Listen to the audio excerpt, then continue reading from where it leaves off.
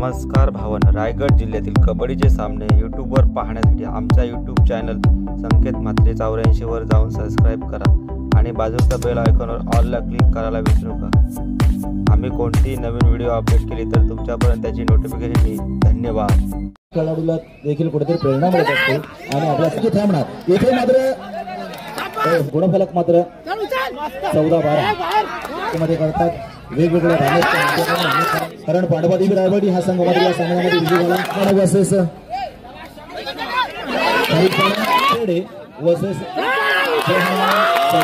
हा उजेडे संघांना मिळाला। आता मात्र इथे जय हनुमान सरी अनेक चाहते ऋतुराजचे देखील या ठिकाणी आपण पाहतो। इकडे आपण मैदान क्रमांक 4 वर रसिक प्रेक्षकांच्या माहितीतून अर्थात मैदान क्रमांक 3 वर देखील खेळला जातो। अनुभव मात्र आपण घेत असतो। मित्रांनो ताबीज अन्सारी हा दिवला आणि या दिवसाचा साठी विनीत मात्र येतोय। मित्रांनो विनीत उत्तम चढाई बहादर गाजवत असताना अनेक गाजवणार निर्माण होत असतात पंखांमध्ये ताकद देखील असणं गरजेचं आहे। आता मात्र त्या ठिकाणी उचेडे संघाकडे पाहतोय विनीत मात्र हा संघ विजयाचं पात्र ठरलेला असेल यात शंकाच नाहीये। पुन्हा एकदा विनीत त्या ठिकाणी आणि विनीत देखील या कबड्डी स्पर्धेमध्ये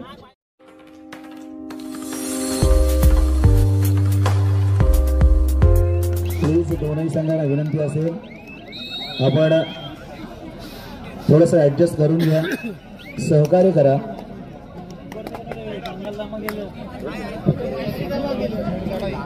मैदान क्रमांक 2 वर लाईन चला। मैदान उचेडे पाहतोय तर प्रतिस्पर्धी संघ जय हनुमान सरी सहानगुठी येथील कबड्डी स्पर्धेमध्ये द्वितीय क्रमांकाचा मानकरी ठरणारा त्या ठिकाणी आपण सरी संघ पाहतोय। आता मात्र या दोन संघांमध्ये विजयासह ठरणारा संघ हा बक्षीस ओंकार चढाईसाठी उचेडे संघाकडून त्या ठिकाणी पाहतो ओंकार। इथे मात्र एकचा सामना निश्चितपणे आपण पाहूया। सुरुवातीपासून आतापर्यंत एक जोरदार संघर्ष या दोन संघांमध्ये होत असताना आपण पाहिला। अखेर लढत मात्र शेवटामध्ये कोणाच्या बाजूनं या ठिकाणी जो विजयाचं पात्र ठरणार अर्थात विजय पताका विजयी झेंडा मात्र कोणाच्या बाजूने रोवला जाणार ओवला जाणार हे मात्र अर्थात आपण मैदान क्रमांक 1 वर मात्र त्या ठिकाणी आपण पाहणार आहोत। मैदान क्रमांक 1 वर चालू सामना पांडवादेवी रायवाडी वर्सेस पेंड या दोन संघांमध्ये त्या ठिकाणी सुरू आहे।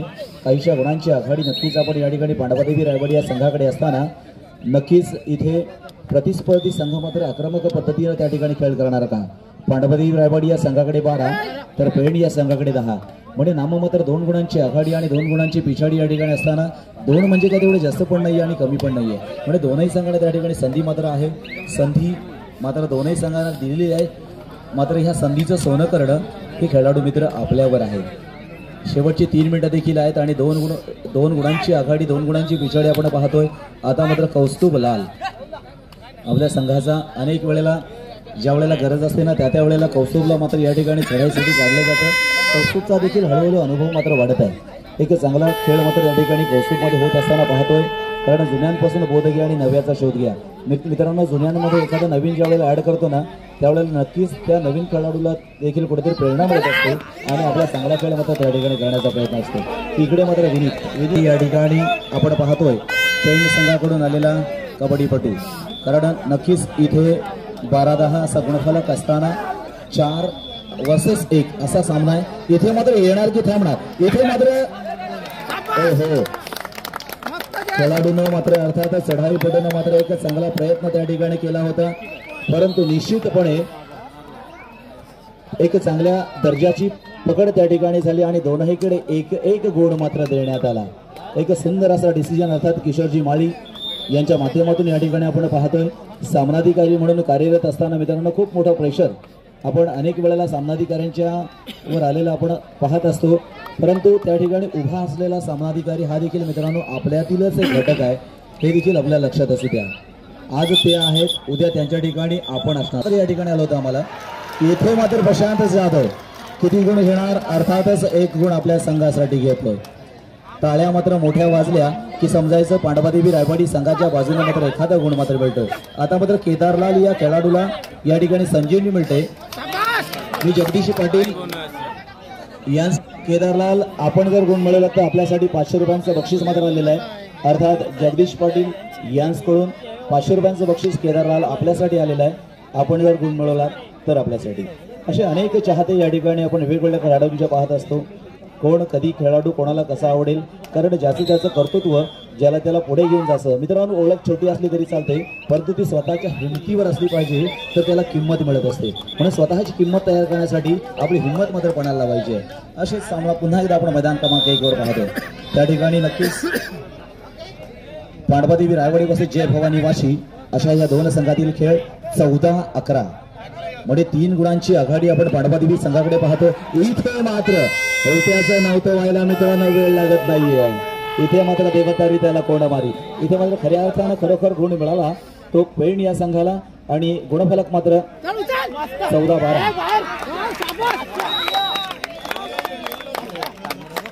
आपण पाहतोय रोम हर्षक सामना आहे, कुठेतरी मनाला आनंद देणारा सामना आहे, आनंद द्विगुणित करणारा सामना. अर्थात आपण मैदान क्रमांक 1 वर या ठिकाणी पाहतोय. सामनाधिकारी देखील उत्तम पद्धतीचं कार्य आजच्या कबड्डी स्पर्धेमध्ये करतात. वेगवेगळ्या आणि नक्कीच आता मात्र 9 नंबरची जशी प्रदान ती संघावर मात करण्याच्या दृष्टिकोनातून या ठिकाणी उतरलाय. मात्र रणदेवता मात्र या ठिकाणी या खेळाडूला साथ देणार का? निश्चितपणे प्रयत्न केले जातात, गुण मिळवण्याचा प्रयत्न मात्र आहे, परंतु इथे मात्र येणार की थांबणार आणि आता क्या बात, मोठा आवाज आला की समजायचं पांडवादेवी रायवाडीच्या बाजूने मात्र गुण. छोटे आमचे हितचिंतक देखील किती मोठा जल्लोष मात्र करत असताना आपण पाहतो पांडवादेवी रायवाडी संघाच्या बाजूने. आता मात्र काहीसं आव्हान कठीण मात्र होत असताना पाहतोय ते पेण संघाला. तर प्रतिस्पर्धी संघ आहे जय भवानी वाशी पेण. खूप सुंदर आणि जबरदस्त खेळ पेण वाशी या संघाच्या माध्यमातून या मैदानावर अगदी सुरुवातीपासून शेवटपर्यंत अगदी संघर्ष करावा लागला. पेण वाशी या संघाला मात्र अगदी सुरुवातीपासून पहिल्या फेरीपासून या ठिकाणी स्पर्धेमध्ये खूप मोठा संघर्ष करावा लागला, तो अगदी क्वार्टर फायनल पर्यंत. आणि सामना मात्र इथे संपलेला आहे. क्या बात, इकडे मात्र एक जल्लोष साजरा केला जातो तो पांडवादेवी रायवाडी संघाच्या बाजूनं, कारण पांडवादेवी रायवाडी अर्थात या सामन्यामध्ये बक्षीस पात्र संघ झाला. अनुप गुराव, अभिनंदन अनुप गुराव, कारण पांडवादेवी रायवाडी हा संघ मात्र या सामन्यामध्ये विजय झाला. पराभूत संघ अर्थात जय भवानी वाशी पेण. खरोखर आम्ही मना क्रमांक 2 साठी त्या ठिकाणी काय चालू सामना होता. आपण मैदान क्रमांक 1 वर पाहिला पांडवादेवी रायवाडी वर्सेस वाशी पेण. या सामन्यामध्ये पांडवादेवी रायवाडी हा संघ 3 गुणांना विजय झाला. विजय संघाचं अभिनंदन, पराभूत संघाचं देखील आभार. तिकडे सुद्धा आपण पाहतोय खारीकवाडा वर्सेस नवतरुण कारावी 17-12 असा गुणफलक. लढीतडीची लढत मैदान क्रमांक मी अगोदरच म्हटलं होतं की क्वार्टर फायनलची लढत आहे. प्रत्येक मैदानावर चांगलीच लढत होणार यात दीड मात्र शंका नाही. इकडे मात्र विनीत आपण मैदान क्रमांक 2 वर पाहतोय त्या ठिकाणी उचेडे वर्सेस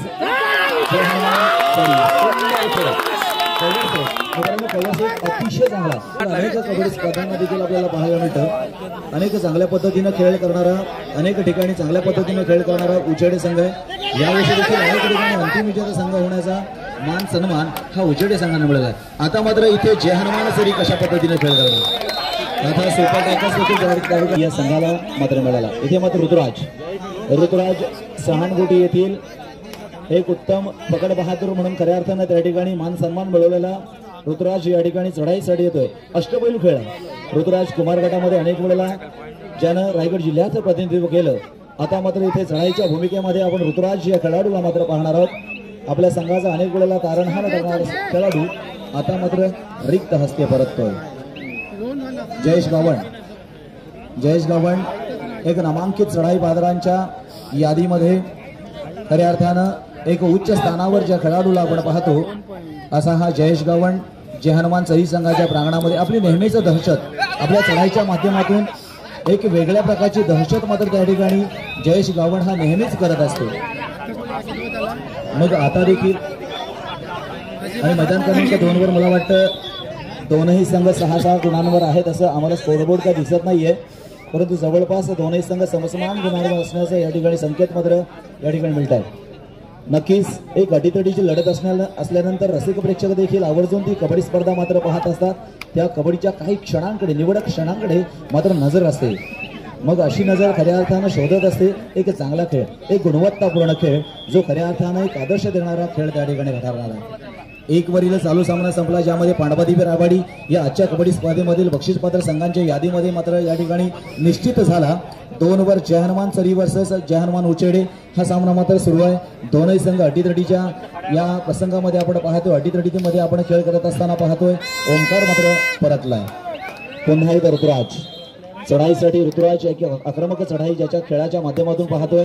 एक सुंदर गतीनं प्रगती करणारा खेळाडू म्हणजेच ऋतुराज आहे मित्रांनो.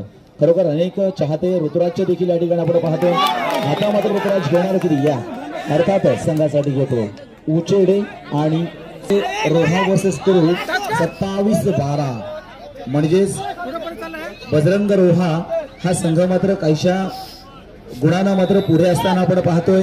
मग जवळपास एक जास्तची त्या ठिकाणी लीड ही जय बजरंग रोहा या संघाच्या बाजूने आपण पाहतोय. इकडे आपण मैदान क्रमांक 4 वर रसिक प्रेक्षकांच्या माहितीसाठी आपण पाहतोय त्या ठिकाणी वादळ खारीकवाडा वर्सेस नवतरुण कारावी खारीकवाडा संघाकडे आपण पाहतोय. आणि खरोखर मित्रांनो आपल्याला सामना संपलेला आहे जय बजरंग रोहा. मग एवढ्या मोठ्या संघाबरोबर 13 गुण मिळवणं हे देखील माझ्या मित्रांनो काही सोपी गोष्ट नाहीये, हे देखील काही खाऊ गोष्ट नाहीये. म्हणून कुरुळ संघाला देखील आम्ही धन्यवाद देतोय. एक चांगला खेळ आपल्या माध्यमातून अर्थात मैदान क्रमांक 3 वर देखील खेळला जातोय. इकडे मात्र 8-8 अशा गुणांवर असताना इथे जयेश गवड मात्र गुण घेणार का? आणि नक्कीच 1 गुण आपल्या संघासाठी घेणार. म्हणजेच आता 9-8 असा गुणफलक नक्कीच त्या ठिकाणी आपल्याला स्कोरबोर्डवर लागलेला पाहायला मिळणार. ऋतुराज पुन्हा एकदा ऋतुराज यशस्वी चढाई बहादर, यशस्वी एक पकड करणारा खेळाडू म्हणून खऱ्या अर्थानं ऋतुराज या खेळाडूकडे पाहिला जातो.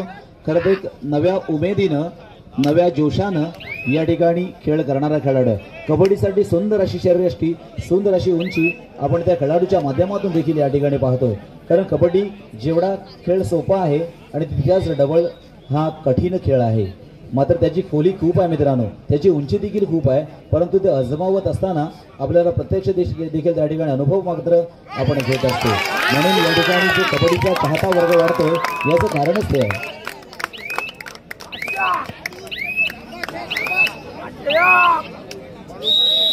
या ठिकाणी आमच्या बेलकरी संघाचा माजी खेळाडू ताबीज अन्सारी आपण देखील व्यासपीठावर यायचं. आपला देखील यथोचित सन्मान मात्र मंडळाच्या वतीनं करण्यात जाणार आहे.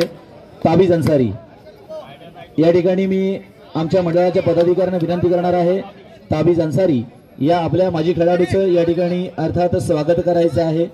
ताबीज अन्सारी मित्रांनो, ताबीज अन्सारी हा देखील एक खूप सुंदर चढाया करणारा कबड्डीपटू होता. मी आदरणीय संतोषजी पाटील आपणास विनंती करणार आहे. संतोष पाटील सर.